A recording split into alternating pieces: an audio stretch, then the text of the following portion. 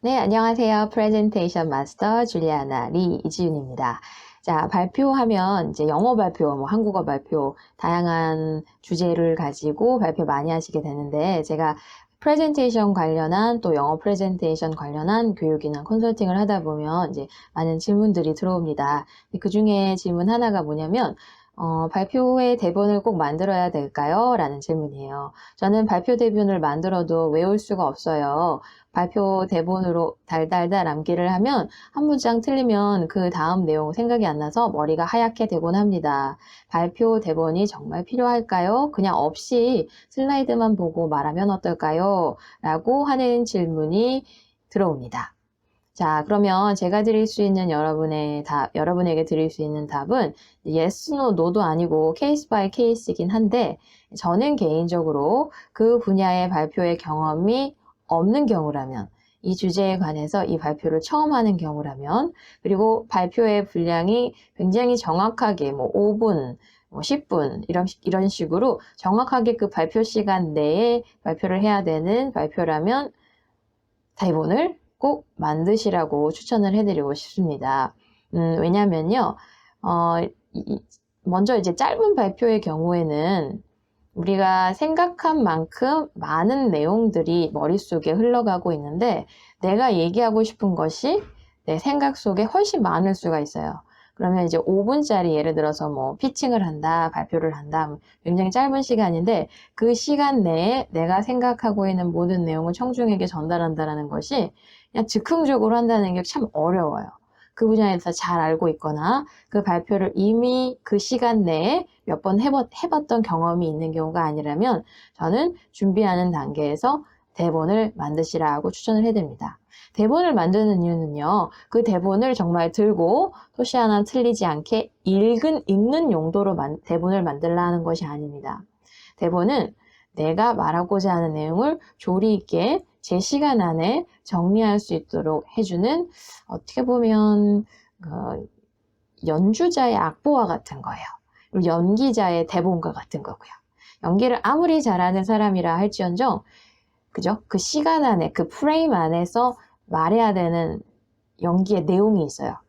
그거를 이제 각본, 대본을 만들어 주시는 분들이 멋지게 써준 그 글을 내가 미리 소화해서 암기해서 소화해서 내가 명연기를 펼치는 것처럼 무대에 있는 프레젠터도 어떻게 보면 연기자와 똑같은 그 프로세스를 경험하셔야 됩니다. 자, 대본 써주고 각본을 써주고 그 교정해주는 사람이 없다면 내가 스스로 해야 되겠죠. 내 분야의 연구 내용에 대해서 발표한다면 그 내용은 내가 제일 잘 알고 있을 거예요. 그리고 만약에 또 우리 회사를 소개한다 하면 신입사원이어서 잘 모르시더라도 며칠 동안 고민하셔서 어떤 내용을 이 청중이 원하는 내용을 전달할지 정리를 하셔야 되겠죠. 머릿속에 내가 정리하는 거랑 글로 정리하는 거와는 매우 다릅니다. 내가 알고 있다고 생각하는 내용을 막상 말로 하다 보면 그게 영어이든 모국어인 한국어이든 쉽지가 않아요. 특히 또 모국어로 하는 경우가 아닌 이제 외국어로 발표를 해야 되는 경우, 영어로 발표를 해야 되는 경우는 대본이 매우 중요합니다. 왜냐하면 이제 모국어가 아니기 때문에 내가 적재적소에 적절한 표현을 연결하고 전환하고 하는 게 서투를 수가 있어요.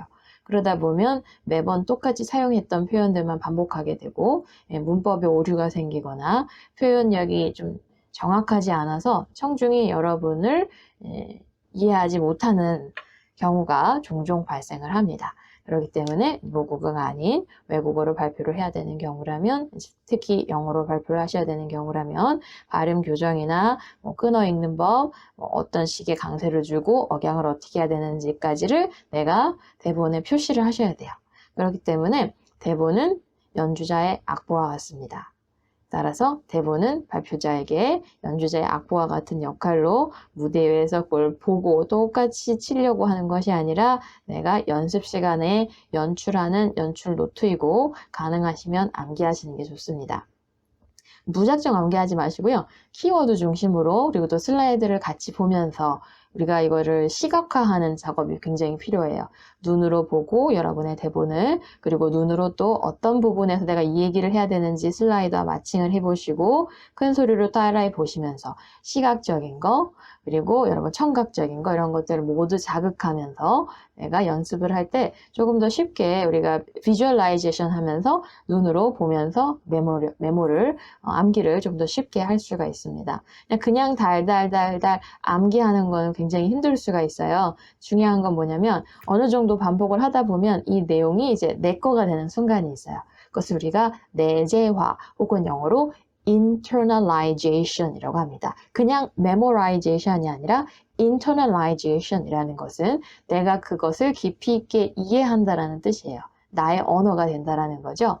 뭐 외국어를 향상하고 싶어요, 영어를 잘하고 싶어요 하시는 분들, 물론 내가 머릿속에서 생각나는 거 자동으로 말할 수 있을 때까지 할 수 있다면 참 좋겠죠. 근데 그거는 하루아침에 이렇게 되지가 않아요. 내가 이런 내재화하는 경험을 많이 하시면 그게 내 표현이 되는 겁니다. 그렇기 때문에 그냥 하기 싫은 걸 억지로 암기한다라고 하지 마시고요. 내가 이걸 어떻게 하면 조금 더 멋지게 나의 표현으로 내가 진심으로 생각하는 나의 생각인 것처럼 연출할 수 있을까를 고민하면서 많이 읽고 반복하고 연습하시고 또 본인의 모습, 말하는 본인의 모습을 보고 듣고 하다 보면 이제 그게 내 표현이 되는 거예요. 내재화가 되는 것입니다. 그렇기 때문에 발표의 대본은 나의 악보가 되는 거죠.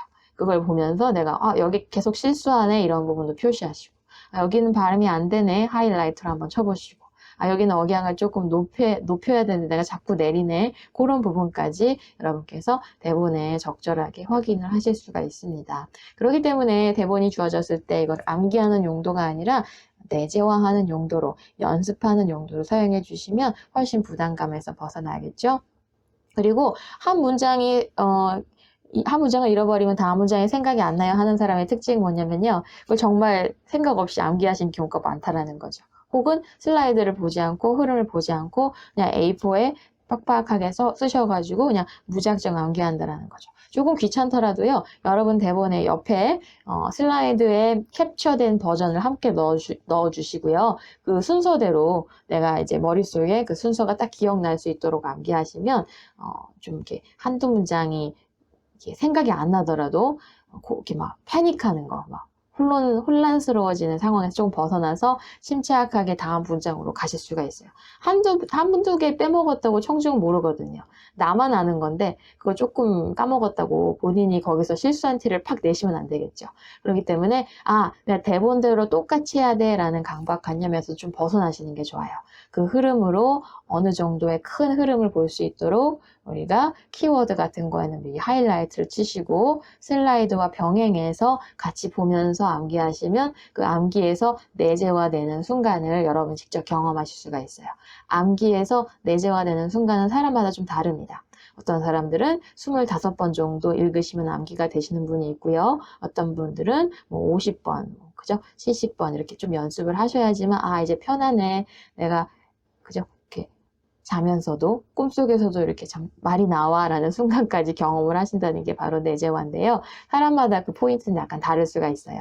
그런데 최소한 25번 정도는 리허설의 경험을 하시는 게 좋습니다.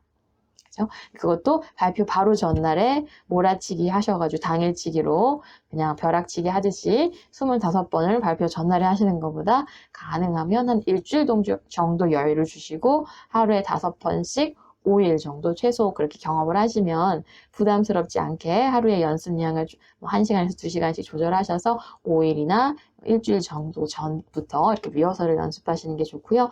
나는 조금 욕심을 내고 싶다. 이 발표 정말 중요해서 잘하고 싶어요. 혹은 나는 암기가 조금 느려요 하시는 분들은 시간 투자를 더 하시면 돼요. 하루에 10번씩 그죠? 하시면 5일 동안 하시면 50번 되겠죠.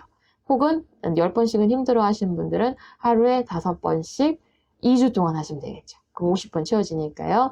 가장 좋은 건 한 4주 정도 여유를 주는 겁니다. 한 달 전부터 연습을 하시고 리허설을 하시다 보면 발표 안 돼요 하는 일 거의 없습니다. 발표의 성과는 연습량과 비례한다는 거. 무작정 연습하지 마시고요. 이런 식으로 대본도 내가 연습하는 노트로 사용해 주시고 전반적인 흐름을 보면서 그냥 무작정 암기가 아니라 어떻게 하면 나의 언어로 만들 수 있을까 내재화를 고민해 보시기 바래요. 자, 이 팁을 통해서 여러분이 다음번에 하시는 영어 프레젠테이션 혹은 일반 프레젠테이션에서도 한번 응용해 보시기 바랍니다. 자, 오늘 저의 팁은 여기까지 전달해 드릴 거고요. 또 궁금하신 부분이 있으면 저한테 직접 메일을 주셔도 좋고요. 이 영상 밑에다 여러분의 코멘트를 넣어주시면 좋을 것 같아요. 자, 영어 프레젠테이션 마스터가 되는 그날까지 여러분 제가 주리아나가 함께 해드릴 거고요. 오늘 영상 도움 되셨다면 구독과 좋아요도 눌러주세요. I will see you again. Bye!